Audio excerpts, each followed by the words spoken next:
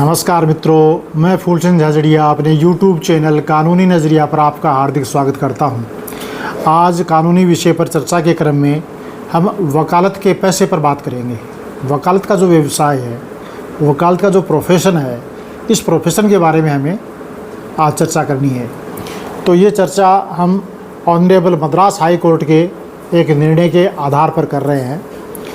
जो नए नए वकालत करके LLB पास करके आते हैं और वकील के रूप में अपना पंजीयन करा करके जब अदालत में जाते हैं, न्यायालयों में जाते हैं, तो उनको कार्य सीखना भी होता है, अनुभव नहीं होता कुछ।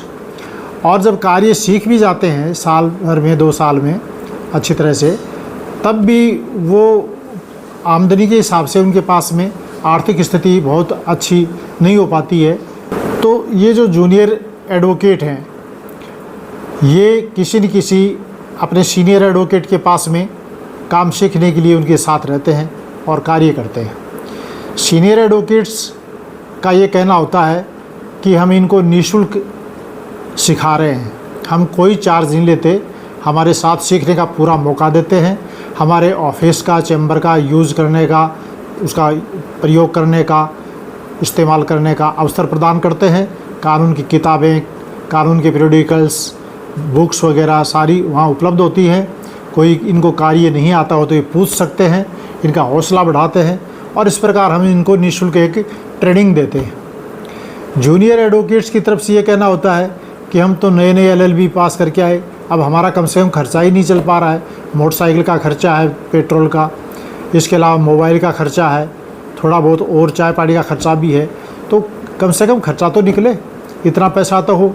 अब ये थोड़ी कि LLB करके एडवोकेट बन गए, उसके बावजूद भी खर्चे के पैसे माता पिता से मांगे, ये ठीक नहीं।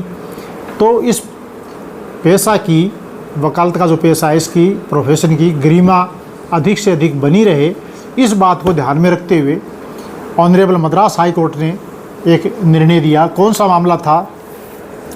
देखिए, एक जूनियर एडवोकेट फरीदा बेगम, इन्होंने ये मामला उठाया और ऑनरेबल मद्रास हाई कोर्ट के सामने इस संबंध में रिट याचिका पेश की। तो इस रिट याचिका पर ऑनरेबल हाई कोर्ट ने जो निर्देश दिया वो मैं आपको यहाँ पर बताने जा रहा हूँ।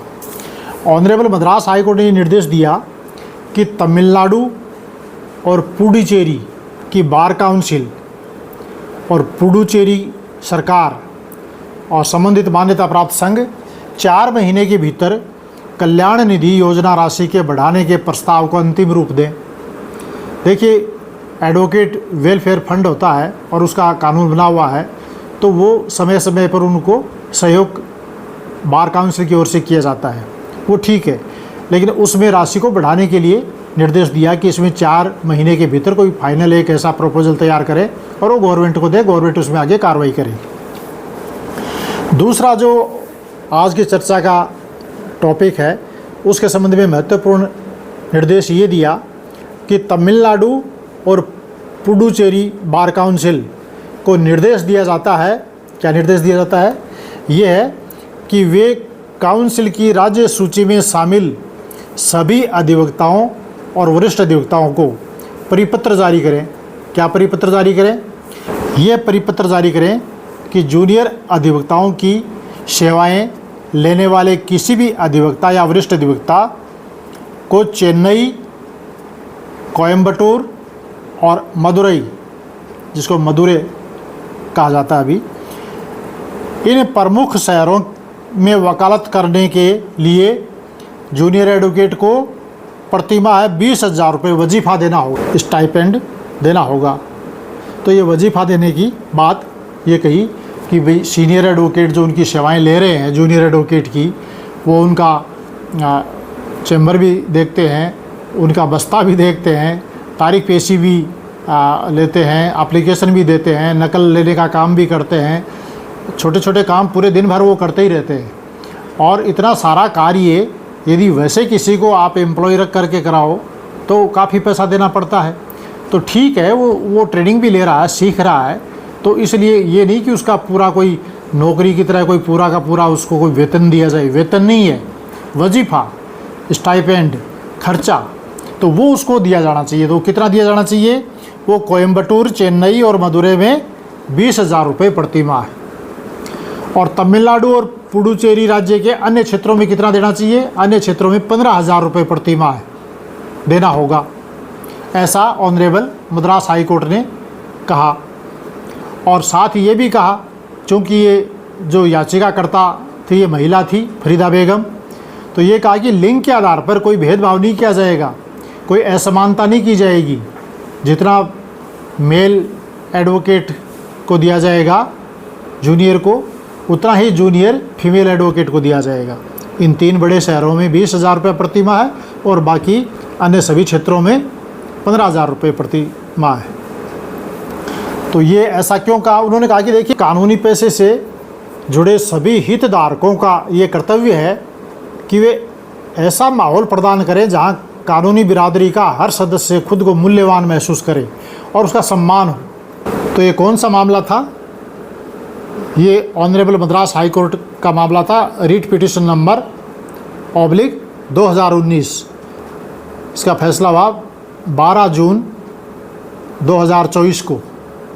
और इसमें साथ ही ये भी कहा कि देखिए, अधिवक्ता अधिनियम 1961 बना हुआ है, एडवोकेट एक्ट 1961। तो इसकी धारा 6, उपधारा 1 और फिर फर्दर उसका खंड डी, 6(1)(d), इसमें क्या लिखा हुआ है? इसमें लिखा हुआ है कि राज्य बार काउंसिल द्वारा अधिवक्ताओं के अधिकारों और हितों की रक्षा की जाएगी। ऑनरेबल मद्रास हाई कोर्ट ने कहा कि हमने जो ये बातें बताई हैं इसके अनुसार सभी को, एडवोकेट्स को, ये परिपत्र जारी करें और इस हिसाब से इनको वजीफ़ा दें। तो ये निर्देश जूनियर एडवोकेट्स के हित में ये दिया गया और राज्य सरकार की सीमा तक इस मामले को आगे की पेशी दे करके पेंडिंग रखा गया। तो ये मैंने आपके समक्ष जूनियर एडवोकेट्स के हित के बारे में जो मद्रास हाई कोर्ट ने निर्देश दिए हैं उनकी चर्चा की और आपको ये शेयर किया। आशा करता हूँ आपको वीडियो अच्छा लगा होगा। यदि अच्छा लगा हो तो आप इस वीडियो को लाइक कीजिए, अपने साथियों के साथ शेयर कीजिए, ख़ास तौर से कानूनी बिरादरी से जुड़े व्यक्तियों के साथ शेयर कीजिए। आपका बहुत बहुत धन्यवाद। नमस्कार।